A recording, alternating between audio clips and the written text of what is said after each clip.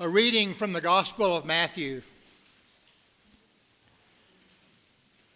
You have heard that it was said, an eye for an eye and a tooth for a tooth. But I say to you, do not resist an evildoer. But if anyone strikes you on the right cheek, turn the other also. And if anyone wants to sue you and take your shirt, give your coat as well. And if anyone forces you to go 1 mile, go also the 2nd mile. Give to the one who asks of you, and do not refuse anyone who wants to borrow from you. The word of God for the people of God. Thanks be to God. And great thanks to the choir for their music all morning long, the Requiem that is a tradition here in the church. Every All Saints' Day there is a Requiem presented by the choir, so thank you for your music today. And today is a special day when we welcome Nate Ledbetter, our guest preacher. You already met him through the communion service. You may have been fed by him with the bread this morning and also the prayer of thanksgiving after the communion. Nate is a worker down on the border. He is there with Tres Rios Presbyterian and also with Abara, another organization down there. He'll tell you about that in just a few moments. He is here with his family. 3 of his 4 children are here and his wife as well. They're sitting back there. Back there, over there. Yes, indeed. And they're staying with me. My wife, Jenny, is away this weekend, so we're having fun at our house and a great time, and they become fast friends. And I hope you'll consider them friends as well. And I invite Nate then to share a message at this time. Nate, it's all yours. Okay. Well, thank you so much, Pastor Harry and Pastor Andrew, who brought a group recently with our community. And thank you for allowing us to join with you. I'm so grateful. I like to interact. Is it okay if I stand here with you? I love to interact with communities, and we honor today the long line of Jesus followers and people of faith and those of goodwill pursuing beloved community throughout the world. And we don't take it lightly on this important day to honor those who've gone ahead of us. I hold in my hand a tear gas canister from the West Bank, and this was from actually many years ago, and some students turned this into an ornament as a redemptive reminder in the pursuit of what was intended for evil, that God can change the narrative and flip the script to remind us to be people of peace in the likeness of Jesus, the Prince of Peace, and the call to be peacemakers. I'm just going to set this here at the table in front of us here. And I feel compelled to say thank you to Reverend John Nelson. I partner with him through Tres Rios Border Foundation and the Peace You Would Save movement all over the country as we engage voices on the border and beyond to inspire, equip, and connect churches from the border to our backyards. And we do that in a variety of ways. One of the ways, and you're all invited, we do what's called a border encounter. So you can all come for a 3-day listening trip as we explore the issues of the day, how they connect to our backyards, as we rehumanize conversations outside the news cycle. Would anyone agree that we live in polarizing times? There's a little laughter, right? I mean, we're living in a unique moment. Along with my kids and my family, I honor my wife and my children, and we think about this, the cry of this generation. And Lisa Sharon Harper reminds us that we are living in a time where there is a narrative gap. She goes on to say that truth-telling is the work right now. I think of Pastor Miguel, a living saint on the border. He's become a dear friend, and he does incredible work across the border. And I was sitting with him recently, and I asked him, what would you like the church in the United States to know? He thought humbly and kind of leaned back in his chair, and with my friend Gustavo translating, he said, well, to follow Jesus. And then there was a long pause, and we got to chuckling a little bit, and I said, well, I have some friends who wrote this project called Jesus Wants to Save Christians. And he said, that's it. That's my prayer for the church in the United States, to follow Jesus of Nazareth at the margins. Walter Brueggemann describes our moment this way: the U.S. church crisis has almost nothing to do with being liberal or conservative. It has everything to do with giving up on our Christian baptism and settling for a common, generic U.S. identity that is part patriotism, part consumerism, part violence, and part affluence. We could maybe agree that the world is not the way it's supposed to be. And there is a cry that we hear. And today's message is an attempt to get at, in this text, how would God have us respond to the cries that we hear? And I've been brewing on this for a while, ruminating on cries that we might observe in the ancient text, in the big story of God's movement in the world, and we might observe the cry of the divine. The cry, I believe the cry of the divine is the first cry. If I have any ability to cry at all over what's not right in the world, I go back to if I'm able to love, the ancient scriptures say, because God first loved us. God takes the first initiative. If I'm able to cry out of love for humanity and love for God, it's because the first cry is the divine cry. The ancient prophet, Jeremiah, he spoke of the tears of Yahweh. Jesus wept over Jerusalem because things were not the way they're supposed to be. So the first cry is the cry of the divine. And then we hear the cry of humanity. We see this in Psalm 34 and in the Second Testament where there's a cry. If you're like me, there's an ache inside the chest. Things are off. They're off kilter, and maybe some of us are struggling in different ways with anxiety or depression, loneliness. There's an epidemic of loneliness in our world today. Or maybe some of us are struggling with health issues, or we have a loved one who our heart aches for, or our neighbor, or we cry out before God and say, God, things are not the way they're supposed to be. Or the cry of the oppressed would be the third cry. This is a significant cry. That Yahweh, it says in the Exodus story, that Yahweh hears the cries of the oppressed.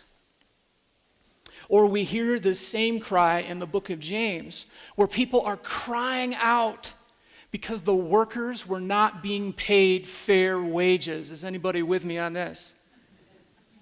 But from the margins, people crying out, working the fields, laboring, putting bread on our table, and they're not being paid fairly. And God says, I hear that cry. Or the fourth cry we might observe is the cry of the land.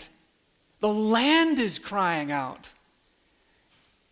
The land is crying out. The blood-spilt, soaked land, the land that's soaked up lynching crosses, the land that's crying out to say things are not the way they're supposed to be. We observe the cry of the land in Jeremiah 12 or in the book of Job or even in the Gospel of Luke. And the fifth cry we might observe is the cry of the cosmos. It says in Romans that all of creation groans for the glory of God, that it's like a It's like a cry of the universe. Elia Delio speaks of this idea I would almost describe it as like she's putting pen to the page on a call to a cosmic humility. That we're one participant among many.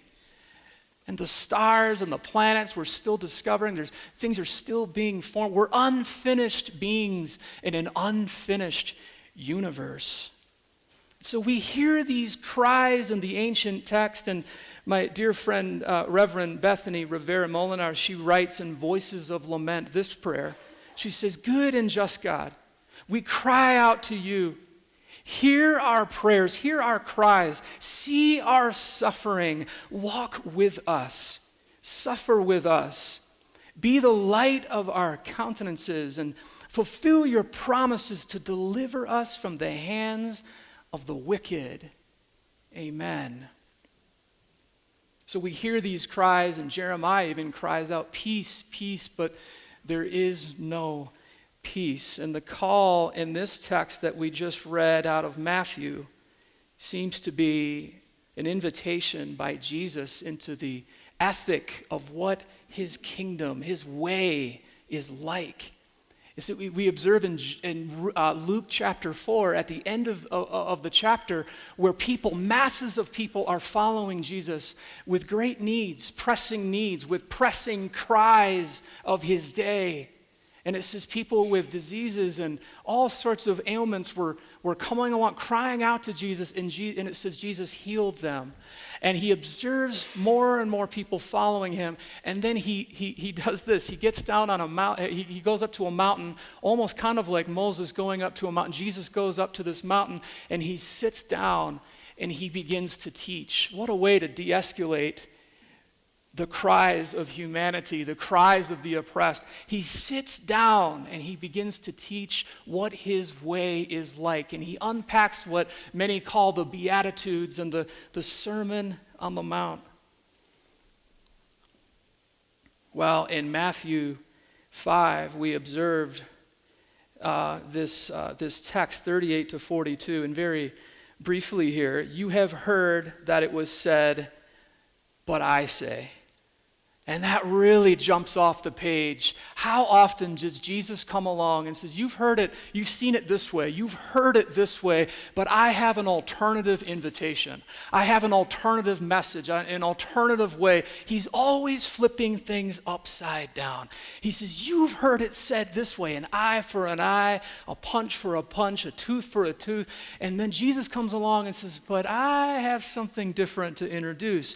Do not resist evil or an evil person." At least that's what it says in English. But Walter Wink has a different perspective. Wink wrote before he died that he says, actually, is that really what Jesus was saying? Don't resist evil?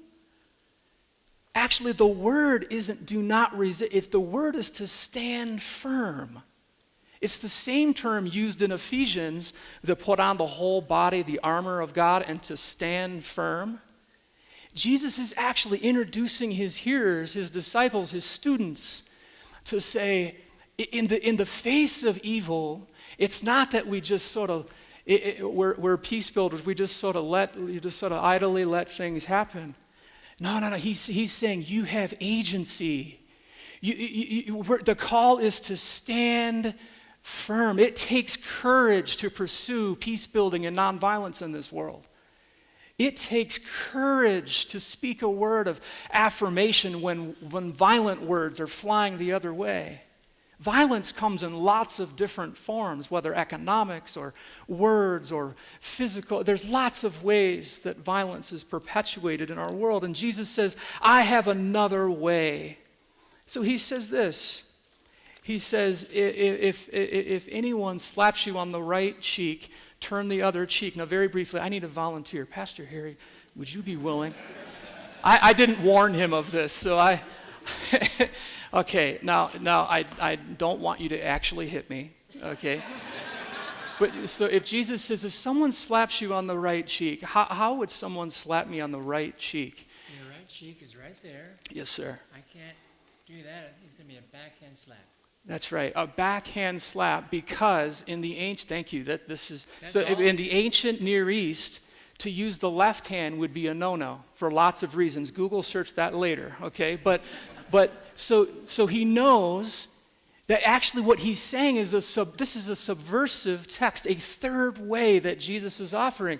He says, they wouldn't have, if he punches this way, that would be a no-no. If he backhands, he's not actually trying to punch. It's a way of shaming someone. Who would do that?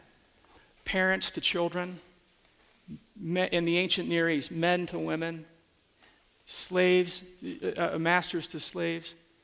So there's this thing going on, and Jesus says, if someone does this, turn the other cheek also.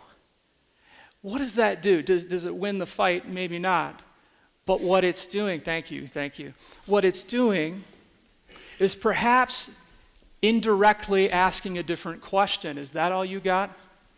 It's like Muhammad Ali in the ring saying, is that all you got? You remember this famous phrase? Jesus is essentially offering a different way. He's widening our approach in conflict. He's widening our approach and our imagination. Or he says, if someone tries to take your cloak, give them the other cloak also. Well, in the ancient Near East, if someone is being sued for their cloak, and that's all they have to give, they're most likely at the margins and poor. So he says, walk into the palace, and if you need to, give him your undercloak as well. What is he actually saying? Well, he's saying, give them everything. And the shame is not on the person who's standing there without clothes. In the ancient Near East, the shame would have been on the person seeing the other person without clothes. He says, walk into the emperor's palace and just give them everything. Do you win the lawsuit? Maybe not. But has shame been put upon the person in power, demonstrating this act of oppression toward the poor? Yes. So he says essentially, what else do you need? Or the third one, walk another mile. Who would be asked to walk another? The ancient Romans were allowed to tell someone to walk, to carry their items for a mile. But they were only allowed to ask for a mile. After a mile, they had to take their things back and keep moving. Caesar wanted them to keep moving. And so to ask somebody to walk another mile is essentially, if a soldier says, you're walking, here's my bags, you're walking this mile. And Jesus says, ask the question, well, would you like me to go further? Well, then the soldier doesn't know what to do. The soldier in power is now saying, well, if I say yes, I get in trouble by Caesar. If I say yes, I also look weak. Or is this person being kind to me? What's happening here? Jesus is flipping the script. Jesus is expanding our imagination, our approach to the cry. To respond to the cry is to expand our imagination. And then at the end of this text, he says, if anyone asks you for something, give them what you have. Now, to speak to an audience who just was preparing to give them their second inner cloak because they didn't have anything else to offer, Jesus is also saying, give them what you have. If someone is asking you, in other words, every person on the planet has something to offer. Every neighborhood and nation has something to give. No person in this room is unable to give something out of our lived experience and who we are and our perspectives on life, whether we are lower income or higher income. Every person has something in our hands to offer our neighbor and alongside the living church and for God's honor. So essentially, Walter Wink is saying Jesus abhors both passivity and violence as responses to evil, and Jesus is inviting us to stand firm. Okay, now, rounding the corner here, Pastor Munther Isaac preached this just recently, these words, on October 22nd from Bethlehem. He says, in this land, even God is a victim of oppression, death, the war machine, and colonialism. We see the Son of God on this land crying out the same question on the cross, my God, why have you forsaken me? Why do you let me be tortured, crucified? God suffers with the people of this land, sharing the same fate with us. I have over here, as we end here in just a few minutes, a cross made from a border ladder. They're normally 15 to 20 feet long. We've been collecting these at a 4-acre site where we live in the El Paso region.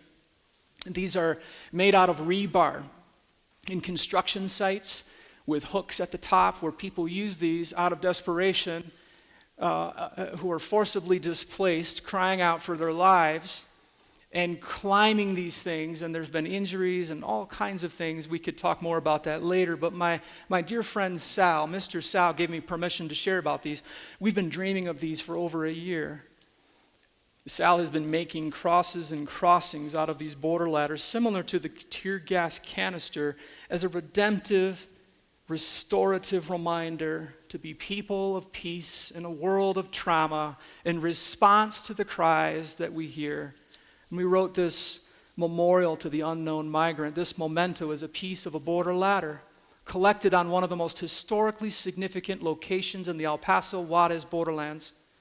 In somber reflection, this piece serves as a memorial to unknown migrants and asylum seekers whose stories are too often silenced, unheard, or underheard.